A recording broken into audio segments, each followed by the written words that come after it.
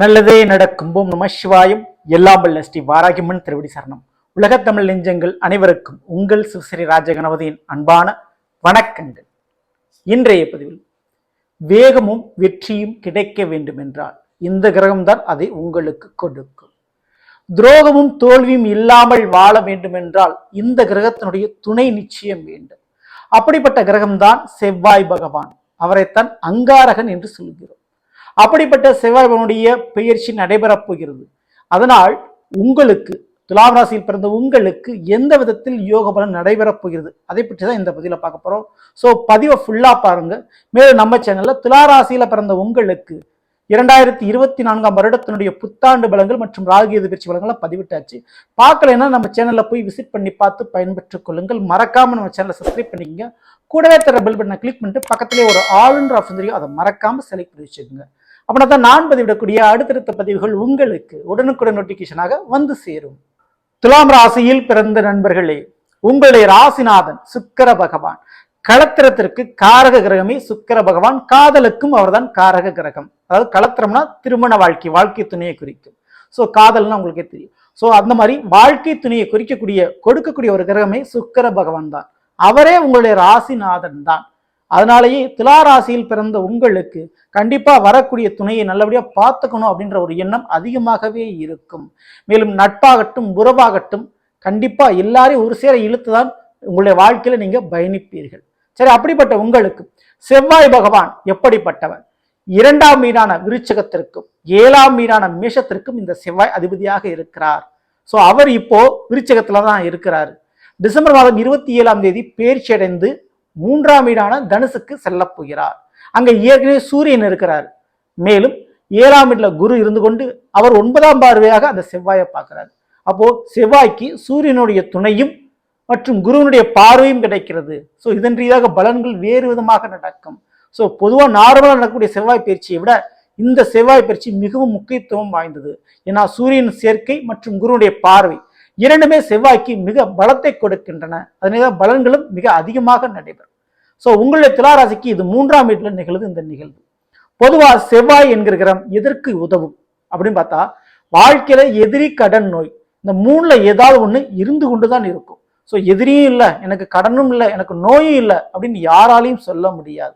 இந்த 3ல ஏதாவது ஒண்ணு இருந்து கொண்டுதான் இருக்கும். அதை அழிப்பதற்கு குறைப்பதற்கு நாம் போராடி கொண்டுதான் இருப்போம். அதுக்கு இந்த செவ்வாயுடைய பயிற்சி ரொம்ப ரொம்ப முக்கியமானது.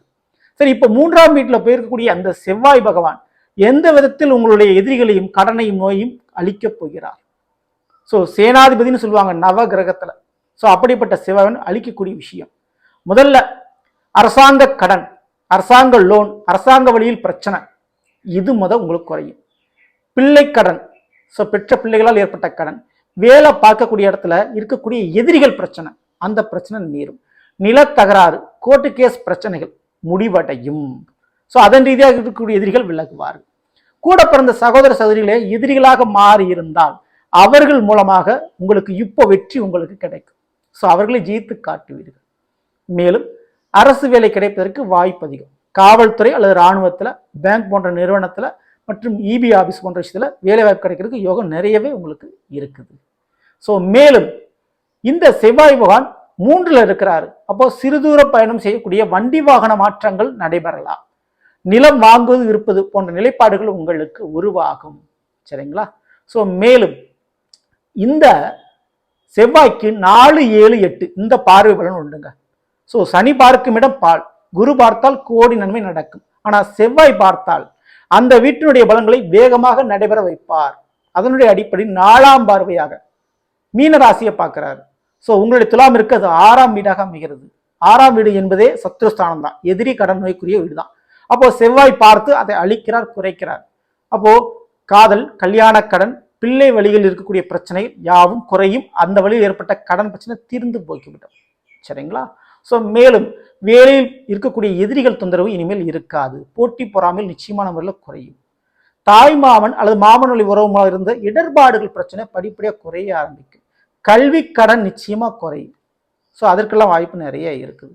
மேலும் வயிறு சம்பந்தமான கோளாறு, அல்சரு மற்றும் பயில் சம்பந்தமான பிரச்சனை, இந்த மாதிரி வயிறு சம்பந்தமான ஏதாவது கோளாறு பிரச்சனை இருந்தால் அந்த பிரச்சனை குறையக்கூடிய ஒரு தருணமாக இது இருக்கும். மேலும் குழந்தை பாக்கியம், உயிரணுக்கள் கவுனி தன்மை குறைவா இருக்குது, எனக்கு குழந்தை பாக்கியம் பெறதுக்கு உண்டான விஷயங்கள் கொஞ்சம் கொஞ்சம் பிரச்சனைகள் இருக்குது, நானும் மருத்துவம் எடுத்துட்டு இருக்கேன், கர்ப்பப்பையில் ஏதோ கோளாறு இருக்குது, இப்படிப்பட்ட பிரச்சனை உள்ளவர்களுக்கு கண்டிப்பா இந்த ஒரு காலகட்டத்தில் இது நிவர்த்தி ஆகும். அதன் ரீதியாக குழந்தை பாக்கியம் கிடைக்கும். அடுத்து செவ்வாய் நேரடி 7ஆம் பார்வை மிதுனத்துல பதியுது, உங்களுடைய துலாம் இருக்கு, அது 9ஆம் வீடு. ஸோ உங்களை விட மேல ஒரு அதிகாரத்திலேயோ ஒரு பொசிஷன்ல இருக்கக்கூடியவங்க, உங்களுடைய வயது மூத்தவர்கள் உங்களுடைய உதவியை எதிர்பார்ப்பார்கள். சரிங்களா? அவர்கள் மூலமாக கிடைக்க வேண்டிய வெற்றிகள் உங்களுக்கு கிடைக்கும். அது எந்தெந்த விஷயத்துல? கல்வி விஷயத்தில், டாக்குமெண்ட், பத்திரம், சர்டிபிகேட் போன்ற விஷயத்துல, வெளிநாடு சம்பந்தமான வாய்ப்புகள்ல கண்டிப்பா வெற்றிகள் கொண்டு, வேற இடமாற்றம், டிரான்ஸ்பர் போன்ற விஷயத்துக்கு சக்சஸ் கொடுக்கும். சரிங்களா?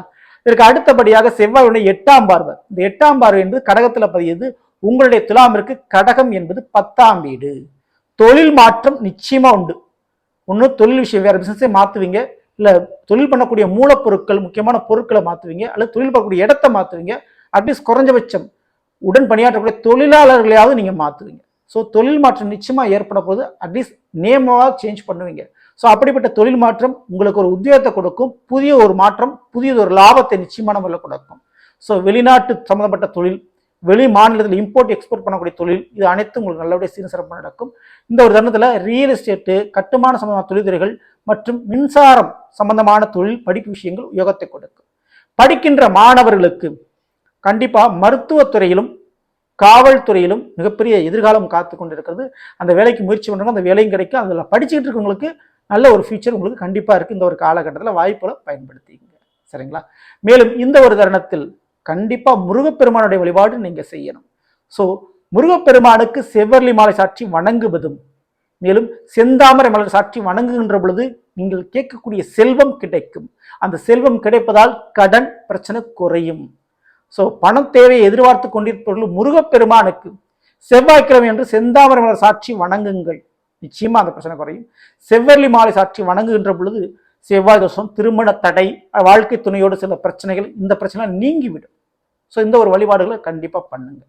ஸோ வேலை வேணும், அரசாங்க வேலை வேணும், தொழில் நல்லபடியாக நடக்கும்னு நினைக்கணும், ஞாயிற்றுக்கிழமை அன்று முருகனுடைய வழிபாடுகளை செய்யுங்க. கண்டிப்பா பெரிய அளவு நன்மைகள் நடக்கும். சரிங்களா? ஸோ நல்லது. நாம் இன்றைய பதில் துலா ராசியில் பிறந்தவர்களுக்குரிய பலனை பற்றி பார்த்தோம். இந்த வந்து நிச்சயமா உங்களுக்கு பயனுள்ள பதிவாக இருக்குன்னு நினைக்கிறேன். பிடிச்சிருந்தா லைக் பண்ணுங்க, மேலும் உங்க நண்பர்களுக்கும் உறவினர்களுக்கு இந்த மறக்காமல் ஷேர் செய்யுங்க. இதுவரை நம்மளோட சேனலை சப்ஸ்கிரைப் பண்ணாம இருக்கிறவங்க சப்ஸ்கிரைப் பண்ணீங்க, கூடவே தர பெல் பட்டனை கிளிக் பண்ணிட்டு பக்கத்திலே ஒரு ஆல்ன்ற ஆப்ஷன் அதை மறக்காம செலக்ட் பண்ணி வச்சுங்க. மேலும் அடுத்து சந்திப்போம். நன்றி, வணக்கம். நல்லதே நடக்கும். ஓம் நம சிவாய். எல்லாம் வல்ல ஸ்ரீ வாராகியம்மன் திருவடி சரணம்.